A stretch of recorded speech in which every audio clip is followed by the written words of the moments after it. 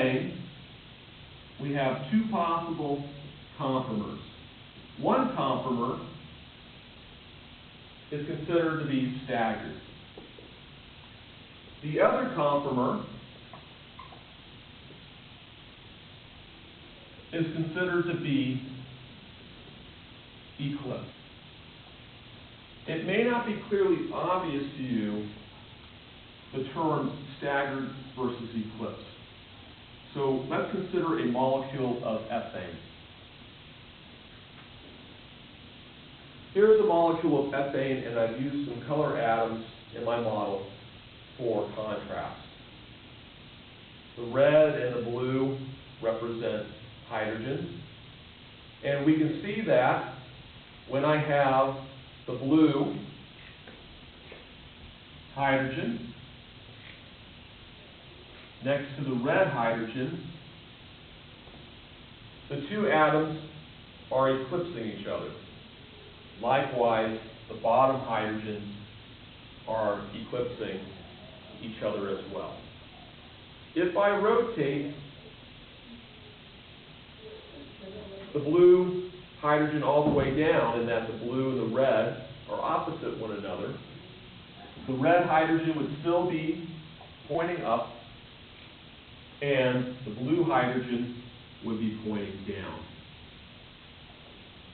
In this conformer, where the red hydrogen and the blue hydrogen are completely opposite one another in this model, we call that anti. So right now, we have a special conformer that's considered anti, only because I have the red hydrogen that's been labeled opposite the blue hydrogen. We can draw special projections that describe these conformers. They're called Newman projections, discussed in Chapter 4. They begin in the following manner. The strategy for drawing a correct Newman projection begins by drawing in all your spatial orientations for your atoms. Then labeling your atoms. I'll label this carbon, carbon 1, having the red hydrogen. I will label the other carbon, carbon 2. I will do so in this conformer as well. If we sight our eye from the side, we need to draw a new perspective for this molecule called the Newman projection. So when we consider my model on the board, again we can see that the number 1 carbon has the red hydrogen, the number 2 carbon has the blue hydrogen. The red and the blue hydrogens are anti to each other, and I can draw that in the following manner.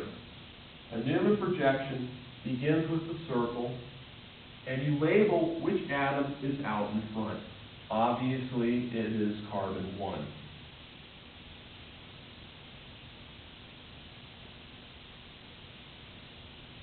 We can see that the red hydrogen points directly vertical in the plane of the board. That forces this hydrogen, I will label it B, to come out of the board, and it flops to my right-hand side. Likewise, that would flop. Hydrogen B would flop to the right-hand side of my Newman projection. Hydrogen A, we can see when I stand here, goes into the board. It is to my left. And so we can see from my model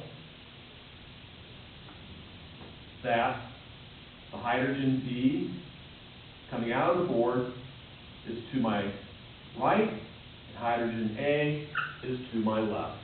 And this is what I have drawn on the board. We can also see, as I sight between the carbon 1, carbon 2 bond, that carbon 2 is directly behind carbon 1, and I cannot see it. What I do see is the blue hydrogen pointing straight down. And the hydrogen pointing out of the board is pointing up and to the right.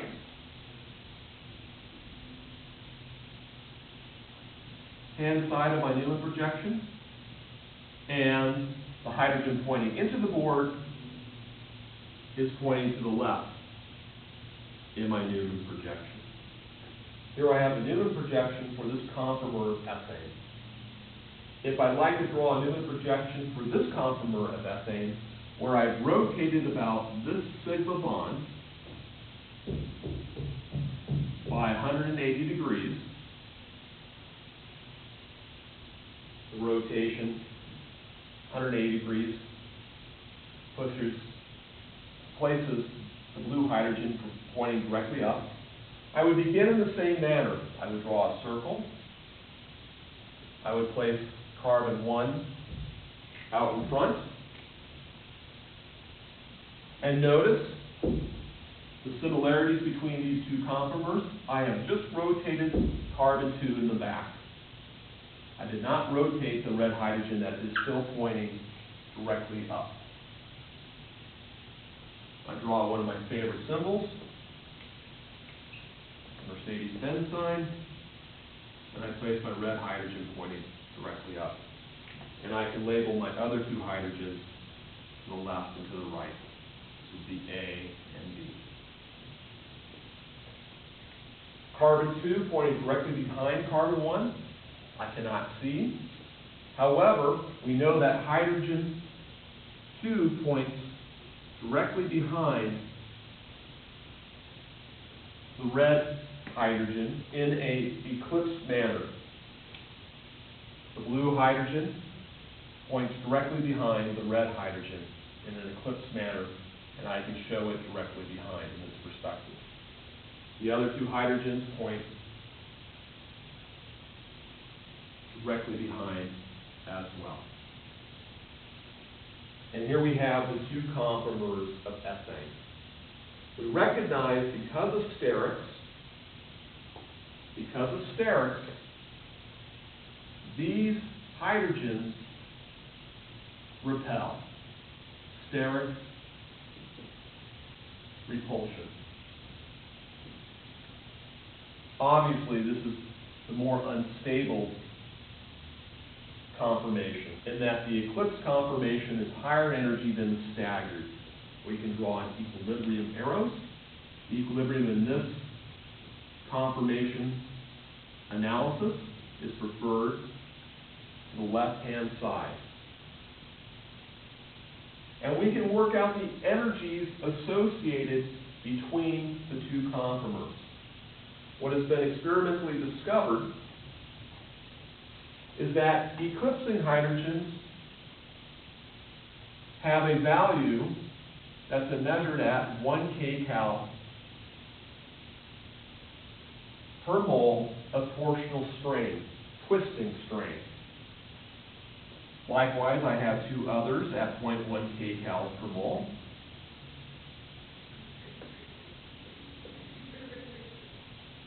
And so the total torsional strain in this eclipsed conformer of ethane has a value of 3.0 kcals per mole of torsional strain. So the difference in energy between these two conformers can be shown as delta G is equal to a positive 3.0 kcals per mole. And we understand that when delta G is positive in equilibrium, the left-hand side of the equilibrium is preferred. With these energy values in mind, eclipsing hydrogens have a value of 1.0 kcals per mole, and that the eclipsed conformer of ethane has a total torsional strain, a twisting strain, of 3.0 kcals per mole, we can see that the preferred side of the equilibrium is to the left-hand side. But we can go one step further. In this conformational analysis, I had rotated the blue hydrogen 180 degrees. What would happen if I were to rotate the blue hydrogen only 60 degrees to the right? As one might guess, this conformer looks very similar to this conformer in that all blue hydrogens are chemically the same. However, we can come up with a conformational analysis by rotating 60 degrees, 120 degrees, our 180 degrees, our 240 degrees, our 300 degrees, back to 360. And we can plot this out. Let's do that.